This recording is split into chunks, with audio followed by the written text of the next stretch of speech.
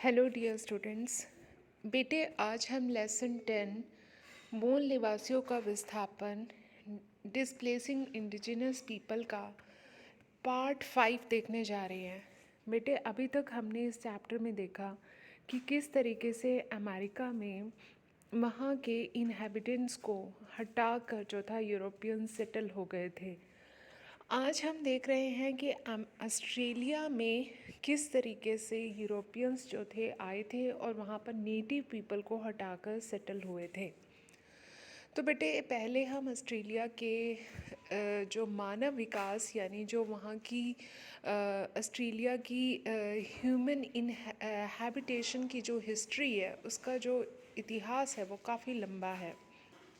ऐसा माना जाता है कि अर्ली ह्यूमंस, जिन्हें कि एबिजीनियस कहा जाता था, वो सबसे पहले यहाँ पर आने शुरू हुए थे और कोई 40,000 ईयर के आसपास वो यहाँ पर आकर सेटल हुए थे।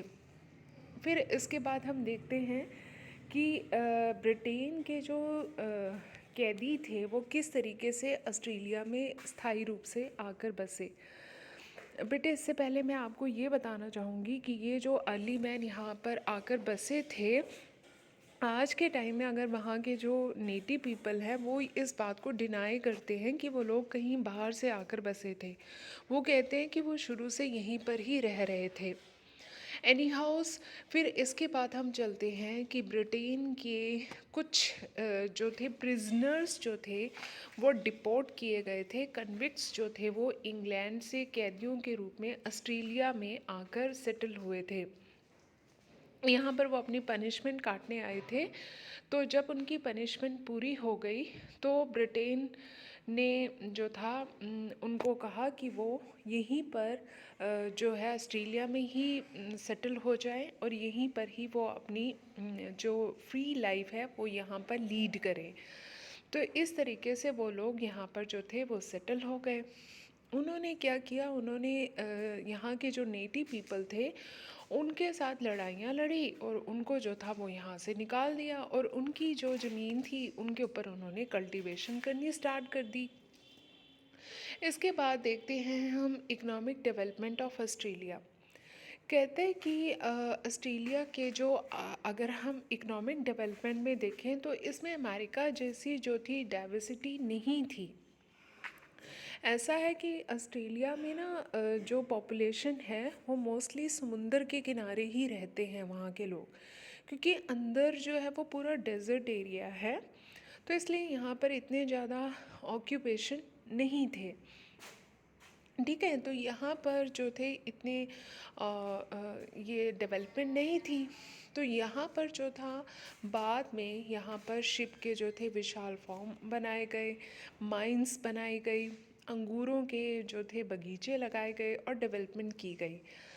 तो इसमें काफ़ी जो था श्रम का प्रयोग हो रहा था।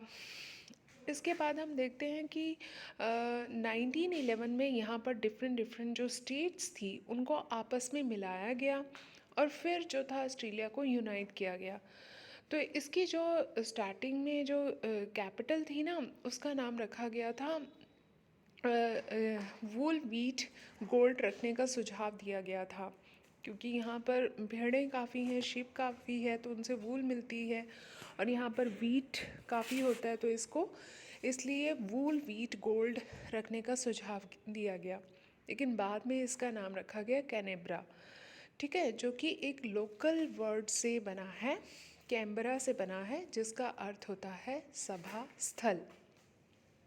ठीक है, इसके बाद हम देखते हैं कि यहाँ पर जो कल्टीवेशन हो रही थी, यहाँ पर ऑस्ट्रेलिया के जो नेटिव पीपल थे उनको इस काम में लगाया गया था। तो उनकी हालत ना काफ़ी ख़राब थी, उनको जस्ट स्लेव्स की तरह जो था वो ट्रीट किया जा रहा था। बाद में यहाँ पर चाइना से जो थे यहाँ पर लोग आए थे जिन्होंने यहाँ पर अपना सस्ता यानी सस्ती मजदूरी पर काम करने के लिए तैयार हो गए। परंतु यहाँ के जो गोरे लोग थे ना, उनको घबराहट होने लग गई कि ये चीनी लोग क्यों आ रहे हैं यहाँ पर। तो उन्होंने बैन लगा दिया, क्योंकि उन्हें लग रहा था कि वो उनकी लैंड्स के को ऑक्यूपाई कर लेंगे, इसलिए उन्होंने उनके ऊपर रिस्ट्रिक्शंस लगा दी कि वो यहाँ पर नहीं आएंगे। तो यही इनको डर था कि दक्षिण एशिया, दक्षिण पूर्वी एशिया से ये जो ब्लैक लोग आ रहे हैं तो वो ऑस्ट्रेलिया को में आकर सेटल हो जाएंगे और उनको यहाँ से वो हटा देंगे। तो इसलिए जो गैर गोरे लोग थे यानी ब्लैक पीपल थे, उनको बाहर रखने के लिए ही सरकार ने यहाँ पर जो थी एक विशेष नीति अपनाई थी। आपने सुना होगा कि पीछे इंडिया से या ये साउथ एशिया से जो लोग वहाँ जा रहे थे तो उनके साथ ऑस्ट्रेलिया में अच्छा बिहेव नहीं हो रहा था। तो यही वजह थी कि उनको ये डर था कि कहीं ये कंट्रोल ना कर ले। ठीक है, ये आज की हमारा टॉपिक चल रहा है। तो इससे पहले एक छोटा सा टॉपिक रह गया है कि ऑस्ट्रेलिया की डिस्कवरी कैसे हुई थी। तो बेटे 1770 में 1770 में एक अंग्रेज़ नाविक था जिसका नाम था कैप्टन कुक। ठीक है, वो जो था यहाँ पर अपने चालक दल के साथ जो था वो यहाँ पर आया था, यानी कि अपने लोगों के साथ जो था वो यहाँ पर आया था। वो एक नेविगेटर था। He and his crew were welcome by the native of Australia. Australia के जो यहाँ के नेटिव्स थे उन्होंने उनका बहुत स्वागत किया, वेलकम किया। Therefore, the early reports sent by Captain Cook and his crew about their interaction with natives were, तो इसलिए जो इसने कैप्टन कुक ने और उसके जो क्रू था यानी जो उसका दल था उन्होंने जो भी अर्ली रिपोर्ट्स भेजी इंट्रैक्शन के बारे में कि नेटिव से हमारा इंट्रैक्शन जो है वो काफ़ी उत्साहपूर्ण है। बट लेटर ऑन, परंतु बाद में क्या हुआ कि कैप्टन कुक को हवाई में किसी नेटिव ने मार दिया, यानी किसी ऑस्ट्रेलिया के मूल नागरिक ने उसको मार दिया। तो इसके बाद जो था उनकी जो फीलिंग्स थी, ब्रिटिश फीलिंग्स जो थी वो बिल्कुल टोटली चेंज हो गई। Now they try to prove that the native of Australia were violent in their behaviour. अब जो था उन्होंने ये प्रूव करने की कोशिश करनी शुरू कर दी कि ये ऑस्ट्रेलिया के लोग जो है वो बिहेवियर में हिंसक है। All the natives of Australia did not consider the advent of the Europeans as a danger because they lacked foresightness।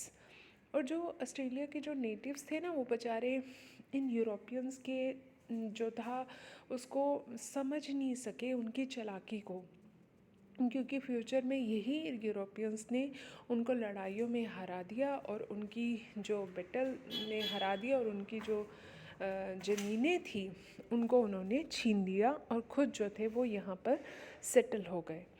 ठीक है, तो ये आपने बताना है कि अभी तक ऑस्ट्रेलिया में क्या चल रहा है। इसके बाद का हम नेक्स्ट पार्ट में देखेंगे। तब तक thank you, have a nice day.